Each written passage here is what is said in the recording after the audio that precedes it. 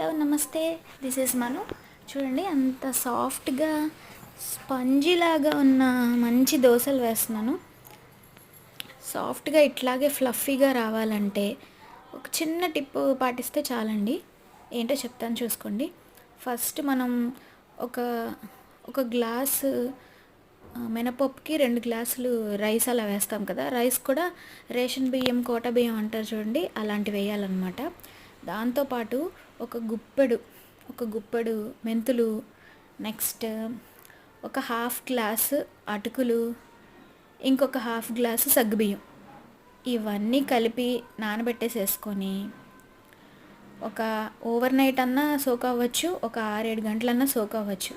తర్వాత మంచిగా గ్రైండర్ కానీ మిక్సర్ కానీ పట్టేసేసుకొని మళ్ళీ ఇంకొక 5-6 గంటలు ఫెర్మెంట్ అవ్వాలి. ఆ తర్వాతే వేసుకోవాలండి. ఓకేనా? Thank you.